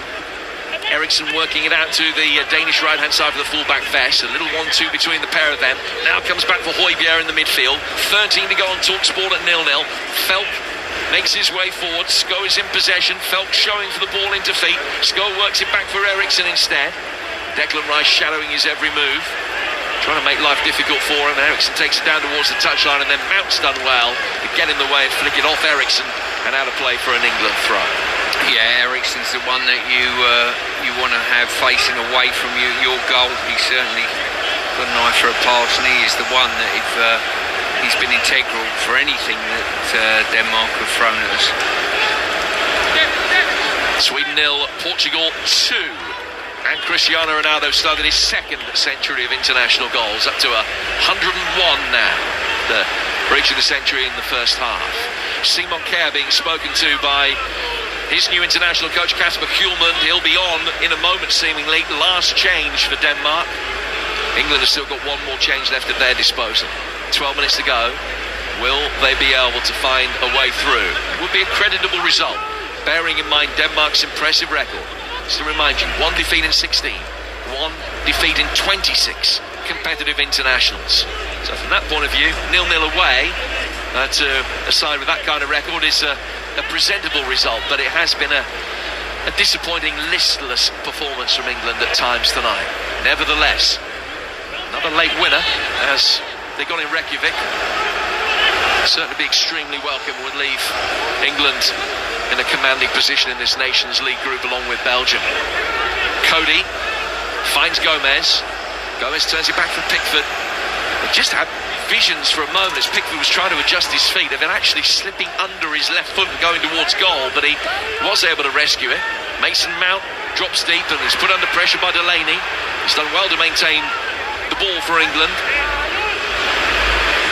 Plays it through the midfield to find Gomez. Paulson then puts Mount under pressure. It's worked out towards the England left-hand side. Sterling will be able to pick it up. Tries to go away from Højbjerg. He's managed that very effectively. Takes it down towards the byline. He's brilliantly committed Vest as well, who slid in. Sterling couldn't quite make the most of it to get a cross in, but after a little 1-2 over on that left-hand touchline with Trippier, still Raheem Sterling has it. From that little bit deeper now, a little 1-2 between Sterling and Grealish. Grealish will bring it forward. Still Grealish, riding one challenge, cuts inside the penalty area. Still Jack Grealish goes, but then had to turn away from the penalty spot, and Delaney got in the way. and Denmark will be able to bring it clear. But that was certainly a moment that showed that Jack Grealish exudes confidence. Yeah, he certainly did. He's gone out there, he's looking to get on the ball as much as he possibly can. Obviously the lack of Foden and Greenwood being on the bench or on the pitch loses us a bit of cutting edge, but he's the one who's potentially benefited by getting on today, and if he could get a goal to mark that as well, we'll be delighted. An Olivier Giroud penalty has made it France 4, Croatia 2, Belgium 5, Iceland 1 now in the other game in this group. And in the cricket, Australia just need one more run off the last 5 balls. They're going to win, but will be 2-1 down in the series. Is Vess, right-footed ball inside the penalty area. It's taken a deflection on its way through. Paulson heads it down, and Eriksson, Falca, beg your pardon, coming onto it. Should have scored. It might actually have been Eriksson that got the last touch as he and Felt both attacked the same ball. And it is Christian Eriksen running onto it. Had he kept his effort down there, would have given Denmark the lead, and he should have done. Well, I'm going to have to put that down as a really, really bad miss there. It was a ball into the box. It's cannoned off an England player, sent it spinning in the air to the far post. Paulson's headed it back brilliantly, and under pressure from Gomez, well, he should have scored, to be quite honest with you, and we've been let off big time. Now the defending was just enough. Here's Grealish at the other end, wins a corner after some direct play down that right flank. He's knocked it off Sko. And out for England's second corner of this second half. Just going back to the Christian Eriksen chance. Had to hit it first time, and just had to hit it slightly higher than he wanted to as a result of the fact that the challenge was coming in. Well, Simon Kjær is going to be coming on in a moment for Denmark. And just while Danes make that final change, we'll get news of that 5th Belgian goal from Ian Abrahams. What a blinder it was too. Belgium 5, Iceland 1. Jeremy Doku's second international appearance down the left-hand side into the penalty area, cut onto his right foot, and he smashed it into the far corner. Belgium 5, Iceland 1. Thank you, Moose. 8 minutes to go in that game, and the same in this one. Denmark 0, England 0 it remains. And England have a corner, which Kieran Trippier is going to take on the right flank. Mason Mount is in position for the short one. But the Danes have made the change. Even though they're about to defend the corner, they have brought the centre-half Kjær on, and they've taken the attacking midfielder Brathwaite off. Will this be England's moment? Another right wing corner, which has proved to be a problem for Denmark defending. In he comes from Trippier, very deep towards the edge of the 6-yard box. More pushing and shoving going on. 2 Danish players ending up on the deck. I don't know whether they pushed themselves over, but their counterparts could clear it. And then a high crossfield ball intended for Trippier to try and link up the play again. It sails over his head and goes out of play for a throw that will be taken on the right-hand side. It is all over in the cricket. And quick news of Australia's victory comes from John Norman. Well, they made hard work of it, Jim, but Australia have got over the line, beating England by 5 wickets. Under par England with bat, 145 for 6, and in the field, Mitchell Marsh top scoring with 39. He was dropped on 2 on 8, and he should have been run out chasing that final run. Australia win tonight by 5 wickets. England take the series 2-1. John, thank you. Ainsley Maitland-Niles, another England debutant, will be on very shortly. In fact, he might get the chance to come on now. He's just receiving his final instructions. Paulson's gone down again. This time a real sore one as Joe Gomez and Paulson went for the same ball. There was a clash of heads, but he's picked himself up. He's back on his feet and able to continue. 6.5 to go. Maitland-Niles will be on in a moment. I don't know whether that will be a straight swap for Trippier on the England left. Here's Kjær with a long ball fall for the Danes towards the edge of the England penalty area. Vess gets there ahead of Trippier, hooks it inside the box. Paulson trying to guide it down for the onrushing Falk. It was cleared. And then Kjær comes to meet it and wins it back and plays it full for Eriksson. From him to Sko towards the edge of the penalty area. Sko taking inside the box. Alexander-Arnold did really well.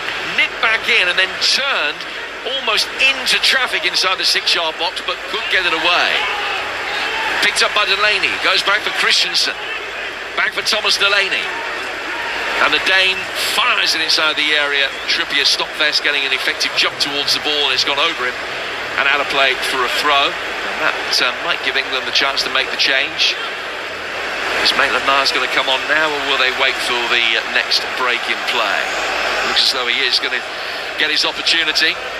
4 caps for England's under-21s, and as I mentioned earlier, excellent performances for Arsenal in the FA Cup semi-final, the final and the Community Shield. 3 really good displays at Wembley from Maitland-Niles, who will be on in a moment. But Denmark bring it forward again. Sko with a shot which is blocked by Gomez, almost broke for Felk. It's cleared into him, and then such is the curling parting on the ball, it went out towards the touchline, was able to keep it in. Then as he fires it in towards the near post, Eriksson comes across and wins the corner. Yeah, the odd worrying moment at the moment, a few scrappy incidents, the ball coming into our box, and once again Denmark got the opportunity from this corner to whip another one into the box. Jensen makes his way forward. Kerr is in there as well, the big blonde-haired, well-travelled defender. In comes that corner from Eriksson. A little flick on came from Kane, but England will be able to deal with it and then bring it away with Kane himself. Kane combines with Alexander-Arnold, and the ball with the outside of the right boot, just trying to curve it into the path of Raheem Sterling, but Christensen came back to cover and could find his goalkeeper. Schmeichel whacks it long down the left-hand touchline. Eriksson can't field it, and it goes out of play for an England throw, and it's sort of drifting through to a pretty tepid 0-0 draw at the moment. But will England be able to make a change late on in terms of the scoreline with this change in personnel?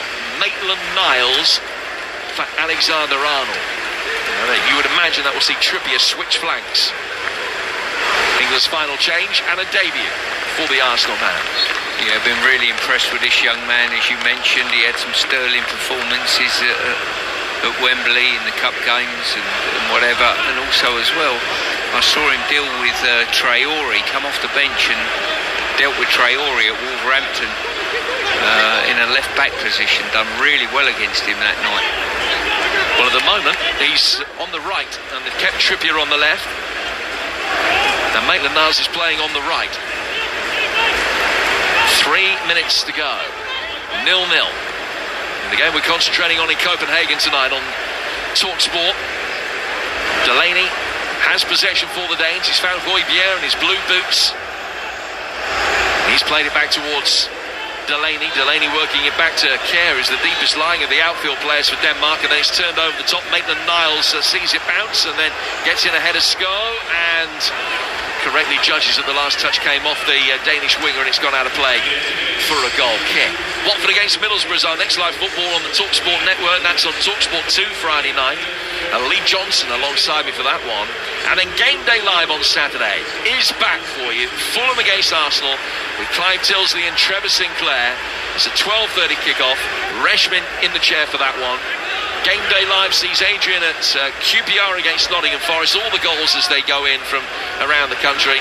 And Liverpool against Leeds in the Premier League. Leeds back in the top flight. Now that's a 5:30 kickoff. Sam Matterface with Sam Allardyce alongside him at Anfield. And Faye Carruthers presenting that for you. That's all coming your way on TalkSport on Saturday. And also Birmingham Brentford on TalkSport 2. And Ipswich Wigan on Sunday lunchtime. Also on TalkSport 2 from Portman Road in League One. Play just stops for a moment. The referee not happy with something. I don't know whether it was merely Sko encroaching and trying to nick a few yards down the Danish left. I think it probably was. Rice can turn it away from the throw and then goes up for it with Poulsen. Poulsen, who's certainly been a menace, a real physical threat to the England players. He's put himself about very well. Delaney has given a free kick away. He's fouled Grealish, and it's a free kick to England inside the centre circle. Just coming into the stage of the game where it all exploded in Reykjavik. Will there be similar twists in the tail tonight in Copenhagen? I think England will settle for the same result, Jim. I really will, but it's important that they don't concede at this stage, you know. Whenever you go on the road, if you can keep a clean sheet, half your work's done. So from a defensive point of view, albeit we've had a few near misses in the game, but a clean sheet you'd take every day. It would be the 4th successive clean sheet for Jordan Pickford in the England goal. England have only led in 24 in the last 33 games now, if this stays 0-0. Maitland-Niles pushing forward, attacking on the edge of the penalty area, trying to make something happen. Good touch from Grealish. Finds Kane, who drills it well across the face of goals. Across comes shot, really. Sterling coming in at the far post. It took a deflection on its way through, and England have a 90th minute corner. Well, once again, Scholes done well, got a good defensive position. He's headed the ball and then just decided to throw himself on the floor and try and buy a free kick. And see it too often in the game nowadays. There must be so much more free kicks in the game by players just throwing themselves to the ground. But gives England the opportunity to put it in. What can they manage from here? Plenty forward. We're in stoppage time as the corner will be taken. And he comes with plenty of width. Heads go up for it. It was a good defensive header from Kerr. Goes out for another corner. This one will be taken on the right flank rather than the left. And the big bearded Dane did very well in his 97th appearance for his country, just to get there ahead of Joe Gomez to steer it away. England to take this latest corner. They're fifth, and to be taken on the right flank by Trippier. Mount waits on the edge of the penalty area. Sterling on the edge of the 6-yard box. Rice makes a darting near post run. Off the top of the head of Vest. Delaney is in there. Hooked towards goal by Dyer. Helped over the bar in the end by Schmeichel, but the whistle had already gone. Pushed by Kane on Delaney, and a free kick to Denmark. We're in 4 additional minutes, and it's 0-0. Yeah, I would agree with that one. Harry Kane just probably the wrong side, just trying to make up the extra metre or so, just to keep the attack alive. Just nudged the Danish defender. Now at the moment, we look as though we're definitely destined for a 0-0, and neither of us knew exactly which way this game would go, but we couldn't call it, so a 0-0 potentially was the result. Yeah, probably one of those matches that neither side's truly done enough to deserve to win. There was a little flurry of decent chances for Denmark at one stage. Eriksen's had one that he should have scored. Dolberg in the first half forced a good save out of Pickford, but he should have scored. England have only had the one shot on target themselves. 2.5 minutes of stoppage time to go. And another free kick for England to defend. Eriksen standing over it. Sko likewise. And it is Sko, a left-footed ball into space behind England's high line, and coming to meet it was Kerr, but he got the trajectory of his header all wrong, and he's headed it well over the bar. Well, question marks have got to be asked there. Kerr has just run off the back of, I'm not sure it was, looks like Maitland-Niles actually, and got an absolute free header, but luckily for England he got it horribly wrong. It's those little bits of concentration that are vital. Well, providing England don't concede in the next couple of minutes, it will extend their run to only 1 defeat in the last 27 competitive away games, which came against the Czechs last year. And in terms of the context of the Nations League, it'll give England 4 points from their first 2 games, both having been played on the road. Doubleheader against Belgium is clearly going to be crucial. High ball turn forward. Kane will chase after it. He's just looking around. Wasn't quite sure where it had gone. Neither was Schmeichel. And Harry Kane very nearly scored. Squeezed in towards goal. And only alert defending from Zanke Jørgensen knocks it off the line. Schmeichel mightily relieved. Kane sees his effort cleared off the line in the 4th minute of stoppage time. Yeah, it was just a big hooked ball forward. A very good one at that, though. But Schmeichel got it horribly wrong. He was so slow in coming off his line. And his defender, Zanke, has had to bail him out big time with a goal line clearance. England very nearly winning it right at the end. Might yet. Trippier to take this latest corner. Another right-footed delivery from the right flank. Headed away by Delaney. Brought down by Grealish. 10 outside the penalty area. Worked wide by him to Raheem Sterling. Sterling finding Grealish again. Grealish with quick, tricky feet. Drop of the shoulder to change the line of attack. High ball in. Trippier can look it back into the 6-yard box, and it's gone over the line and out of play for a goal kick just before Trippier wrapped his foot around it. But I think the critics will say that this attacking intent that England have sporadically shown late in the game should have been prevalent much, much earlier. As it is, Schmeichel's free kick, or goal kick should I say, will just about be the last kick of the game, and this one is destined to end 0-0. best opportunity we've had was certainly that one in the 93rd minute by Kane. He'll be disappointed with himself knowing Harry. Less than wonderful in Copenhagen. Not a vintage performance by England by any stretch of the imagination. Only 2 shots on target, but the second of those right at the end of the game very nearly gave them the victory. Zangi Jørgensen clearing one off the line after Harry Kane had beaten the stricken Kasper Schmeichel. Denmark had had the better efforts in the match prior to that. England will look back on these 2 away games with no degree of fondness. The positives, some debuts, Cody, Phillips, Grealish and Maitland-Niles all winning their first caps for England tonight. But it's not a game that will live long in the memory. The bottom line is that after 2 matches of the Nations League campaign, England have 4 points and 2 clean sheets. In Copenhagen, it's finished Denmark 0, England 0. Jim Proudfoot and Stuart Pearce, more from those boys in just a minute or so. We look ahead to where next for England and what we're doing. Disappointing game in a way. It's not been helped by everything that's gone on, but it's another point for England, and they will be second, obviously, to Belgium tonight. Belgium 5, Iceland 1. We'll get thoughts from Ian Abrahams very shortly. In fact, let's go to Ian right now. Yeah, finished Belgium 5, Iceland 1 for Johnson, but Iceland ahead, Mark, after 12 minutes from the edge of the D. A fine effort, but that was as good as it got, really, for the Icelandics. And Belgium got into top gear, really. Scored twice in 5 minutes, just after that goal to go in front at half-time. The first tapped in by Axel Witsel, the second by Missy Batshuayi. Dries Mertens added a third 5 minutes into the second half. Good work by Kevin De Bruyne, celebrating his PFA Player of the Year award. And the last 2 goals, a second, a really audacious flick in with his back foot by Batshuayi for 4-1, and Jeremy Doku thrashing one into the side of the net, the opposite side of the net from the left-hand side of the box to make it 5-1. Comprehensive in the end for Roberto Martinez's side, 2 wins out of 2. Belgium 5, Iceland 1. League A Group 2 then after the first couple of games. Belgium 2 points clear with a maximum and a really good goal difference as well against England with 4, Denmark with a point and Iceland with nothing over these last 2 games.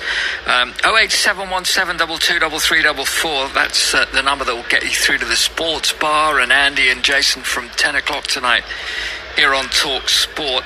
Just go down all the other scores for you that are in now in the Nations League.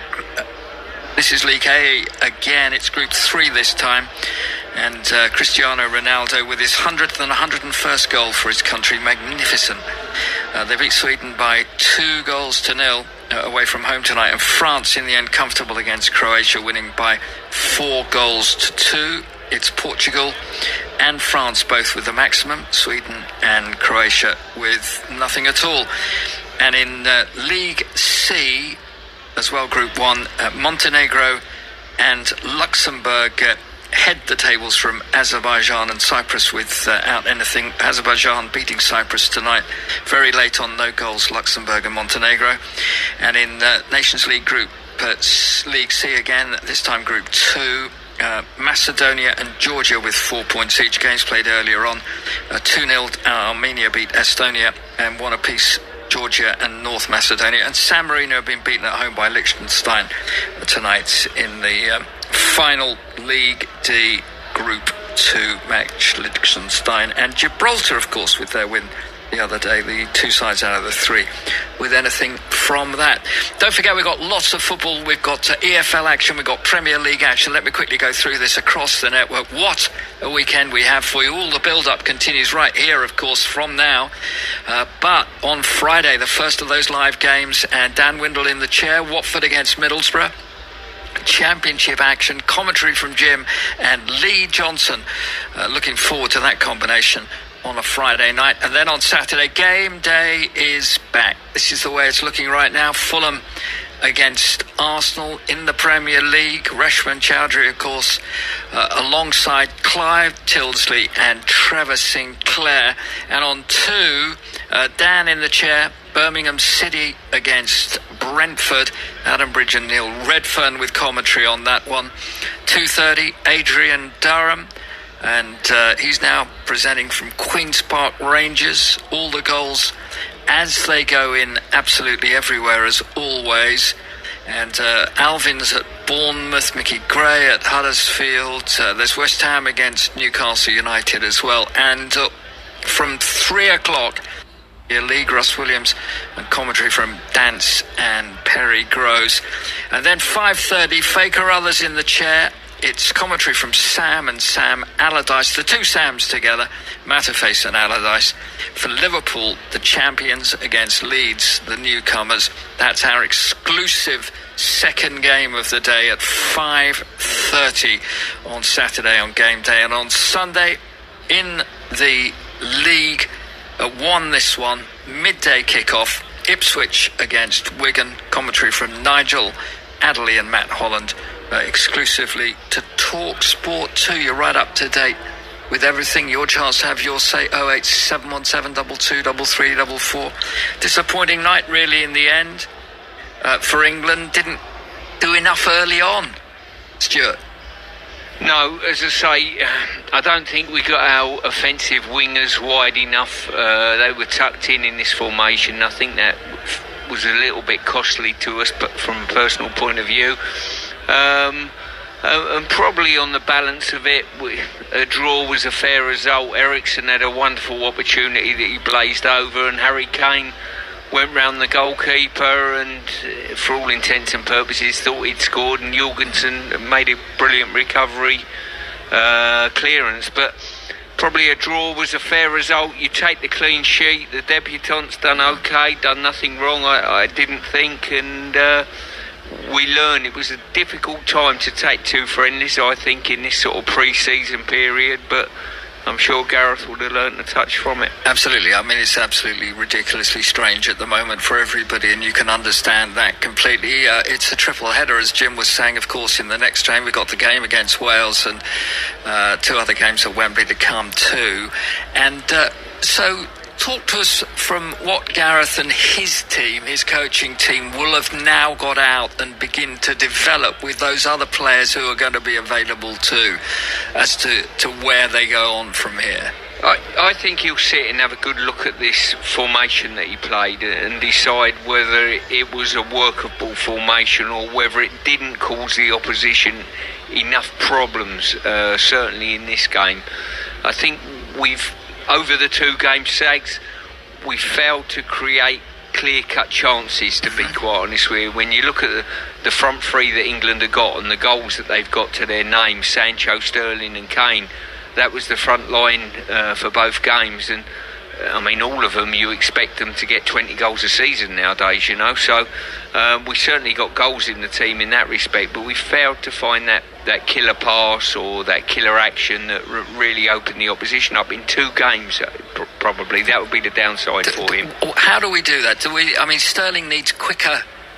We need to shift the ball a little quicker again. The pace of our play over these 2 games, and look, I know it's so early in this particular season and everything, but, you know, that is all England playing at a slightly higher tempo than they have done in these 2 games might help them. Yeah, definitely, and I think a lot of that is down to the timing of the season, the lack of break maybe some of these players have had, you know, finishing the so-called last season and rolling into this one in a period where some of them have been away to try and freshen up in some way, shape or form. So it's been really difficult. I know, sort of, I see it firsthand for myself now, so it's difficult on these players playing in the current climate that we're in, but we'll be pleased to, Gareth will be pleased to get international football back up and running again. He'll take the clean sheets, he'll know the performances can be better, we are better than that, and I think a fitter England side will play to a higher tempo. I don't think we must discount at all what is difficult. A lot of these players have gone straight from one football bubble to another one, and, you know, they've got a lot of time doing nothing very much because of all of this as well. It must be quite difficult and quite straining, particularly with players away. It's always difficult to be away from the family, and I'm not feeling sorry for them here, but, you know, particularly in the situations that we're in, this strange situation now with these internationals taking place during this particular COVID problem. Yeah, it's very true, Sags. As I say, we're in very, very unique times at the moment. You know, the players have gone away internationally. You know, I think In the main, Gareth will be pleased with the 2 clean sheets, but you know, we'll be honest with ourselves, and Gareth is the most honest man in this country, you know, in an assessment of how his team plays, and he'll know full well that he's going to have to, I wouldn't necessarily say tighten up at the back a bit more. I don't think we've conceded too many efforts at a goal, the odd 1 or 2, but we need to open up the opposition a little bit more, certainly when they get numbers behind the ball, and it's easier said than done. Just one thing I thought, particularly now and again in the second half as well, and whether it's tired legs or whatever, you know, looking for that ball back inside, just outside our own box, that sort of pass has got to be so accurate that against the real superstars, as happened in the second half, if you don't keep possession there, you're in real trouble. Yeah, you certainly are. As I say, a lot of goals this day and age in modern day football come from the turnover of possession when you're spread to play, and you know, you've only got to look at every game that you see where a team is looking to play out from the back potentially, that if you do give the ball away, you're very vulnerable at that period of time. But listen, a lot to be learnt from it. I think, you know, next month, as we spoke earlier, it's 3 games, so we'll learn even more. I think for Gareth, 3 games are fantastic. For the rest of the club managers and whatever, I'm not sure they'll be rubbing their hands. Their players might be playing that amount of games, but I think it'll give Gareth the opportunity to have a look at a vaster amount of numbers of players, and I'm sure he'll do that. And plus, well, we got Belgium to come as well, so they're all tough games coming out. And I think important as well, all 3 games on our own patch. I guess they'll be at St George's Park. They'll get through quite a lot of work next time. Well, I don't think they will on the training pitch, because the games will come thick and fast, but certainly maybe being educated, Gareth, having them there, decoding the game, post-match analysis of the games will be really important, because you've got to bear in mind, England play tonight. He hasn't got the players now to sit down tomorrow morning and have a look through the game and learn the lessons. In a 2-game, 10-day period you're together, you can only look and reassess the Iceland game basically and learn the lessons from that. He's got an opportunity where he's got 3 games, so at least he's got 2 opportunities to have the players after the game, and that's important for an international manager. It's quite an interesting way around as well, because I think Wales is the first game, isn't it? Yes. At Wembley, and even though that is a friendly game in inverted commas and what have you, that's still going to be certainly competitive. And this is again why I like this Nations League, because the other 2 games that are vital at this stage for England, a lot of people I know on social media and everything thinks, Gareth Southgate doesn't know his team, but what he's got right the way through to this Nations League is that every competitive game, he doesn't have to worry about finding out about those players, because he will do, as opposed to in the past when it was sort of second halves in friendlies became a nonsense and what have you. The structure and the intensity gives him an awful lot more in a shorter space of time, if you know what I mean. I totally agree. As you say, we used 3 whatever subs tonight, and they all come on, had an impact in the game. I think if he'd have changed, if this would have been a friendly Sags and he changed maybe 7-8 players, the game loses its identity in many ways, so I think we're learning all the time. And the fact that we're playing Wales next time out, and and I know that yes, it is a friendly technically, but it's England-Wales, and we haven't had an England-Wales game for a little while, and I myself are looking forward to it. Yeah, I think we all like Grealish came on. He had that one little run, which was good. I liked his manner. I liked his manner on the touchline. Gareth Southgate as well. I mean, you can only see it here, obviously, on the screen and what have you. But this man has really got a connection with these players, and I think when he gets home, he'll be so disappointed with those 2 youngsters after what they've done in Iceland, because that really has changed the complexion. Might have helped Jack Grealish's England career go a little further too. Well, you're absolutely right there. We're a couple of boys have done something a little bit silly that the manager has to pick the tab up on, and he'll be bitterly disappointed in them. There's no doubt about that. It opens the door for other players, and the England manager doesn't come knocking all the time. I think, both Foden and Greenwood will have an opportunity of being back in the squad. Yeah. But I, for one, if I was playing for England, it's bad enough losing your place for what you might do on a football pitch, but don't lose your place for something you do off the football pitch. And the last moment for me that was good as well, it's not been easy for Harry Kane since he's come back. He hasn't had a lot of opportunities, but he did nothing wrong in the last minute of the game. It was only great defending that stopped him scoring that goal. And even though he didn't register the goal, for him still to be that sharp on 94 minutes, and he's on target with that, showed me that, we don't have to worry too much about him. That's why it's so difficult to substitute the likes of, Shearer in years gone by, Lineker in years gone by, and certainly Harry Kane. You know that it takes him a second to create an opportunity. For all intents and purposes, Jorgensen come from behind Sterling. He probably didn't even know he was there. It was a great clearance, but you're right what you say. He is the one person that will get efforts away on target given the opportunity or creating the opportunity. Yeah, Belgium will be a real tough test, as you said, and quite rightly at this stage. Everything building up, of course, to the double competitions we're hoping for, as long as there's no other problems between now and then with COVID and lockdowns and what have you, that it's really going to be an intense summer, isn't it, after another long season for these players? Oh, it'll be... I think for us, sort of, on the periphery of the game and not on the pitch, it's fantastic watching.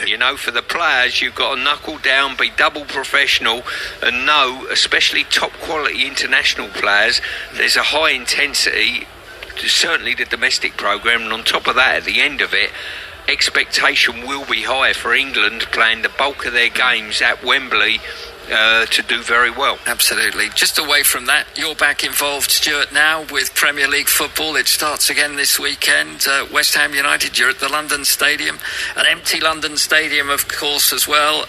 Big game up against Newcastle United. Important one too to start with. I think they're all exciting and they're all big and all important. I'm really looking forward to it. Very excited to be back in and around the Premier League. And listen, once it kicks off again on Saturday, there's some wonderful games as well. I think ours is a good one. I'm looking at the Liverpool-Leeds game as well. Leeds being back in against the champions will be a fantastic game as well. I'll tell you one thing as well. I mean, young Rice, who's been involved in all these games, that's given him real experience with England, shows that he's continued what he's already shown. I think he's got great opportunity now to cement or be very much part of Gareth's thoughts, and also that can't do anything but benefit for his position at West Ham.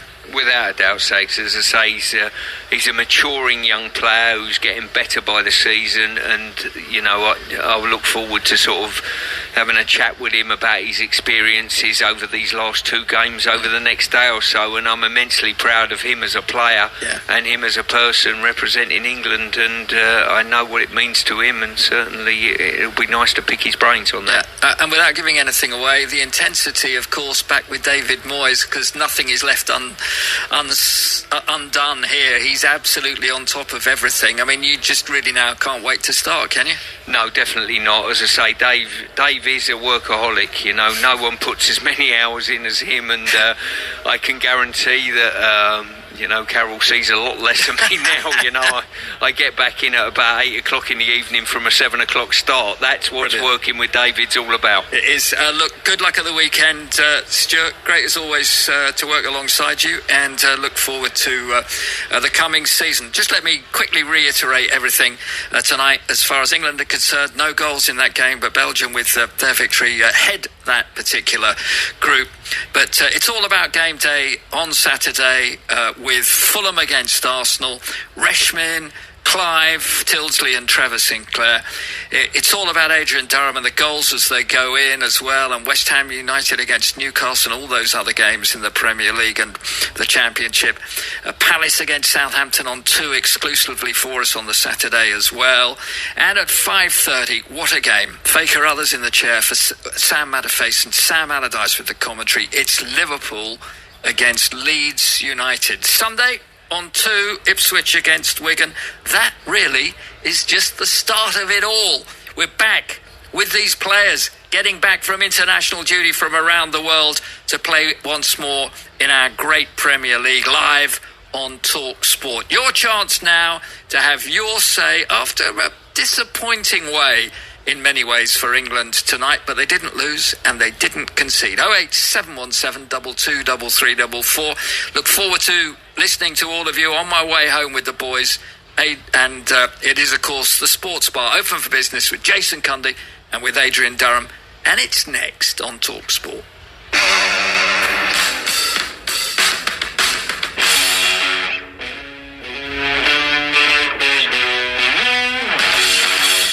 Will Trippier be able to sort something out here? Eric Dyer is in there making a run. He's laid back for Sancho. Didn't really get hold of it. Disappointing effort from him as he peeled away and scuffed his shot. At his go, left-footed straight over the bar. Disappointing effort. Dyer with the inch-perfect diagonal ball and a decent ball in from Alexander-Arnold, hitting it in first time. Harry Kane couldn't get across the near post in time, and Schmeichel could make a diving save and a decent catch on the edge of the 6-yard box. Stolberg will be able to run at the England back line. It is Kasper Dolberg, and it's over the bar. Headed away by Conor Cody, off balance, having got it clear, and then a shot comes in and it's wide, but not too far wide from Brathwaite. Best just chests it down. Eriksson will take it. Beautiful turn, gets away from Eric Dyer. Now Eriksson rolls in. Dolberg, who should have scored. Good save, Pickford, diving to his left-hand side. Allowed to continue. Yes, he is. He's controlled it down on the dead ball line. Thought that he might have given away a free kick for a shove on Best. In comes the ball. Kane with the header at the far post. Difficult chance. Has headed it over the bar. Best, right-footed ball inside the penalty area. He's taken the deflection on his way through. Paulson heads it down. And Eriksson running onto it. Had he kept his effort down there, would have given Denmark the lead, and he should have done. High ball turn forward. Kane will chase after it. Just looking around. Wasn't quite sure where it had gone. Neither was Schmeichel. And Harry Kane very nearly scored. Squeezed it towards goal. And only alert defending from Sanke Jørgensen knocks it off the line. The most exciting football league in the world is back. Be part of the action with the official Premier League Adrenaline XL trading cards from Panini. With 468 cards to collect, the quest is on to find all 8 golden ballers and the mighty Invincible card. Panini Adrenaline XL is the only official Premier League trading card collection featuring all 20 top teams, except no substitutes. The Panini Premier League Adrenaline XL trading card collection. Available now at Tesco and all good retailers. Got lead! This isn't just music, it's a feeling. The feeling of being out on the road with the sun on your face and the wind in your hair. Get that feeling.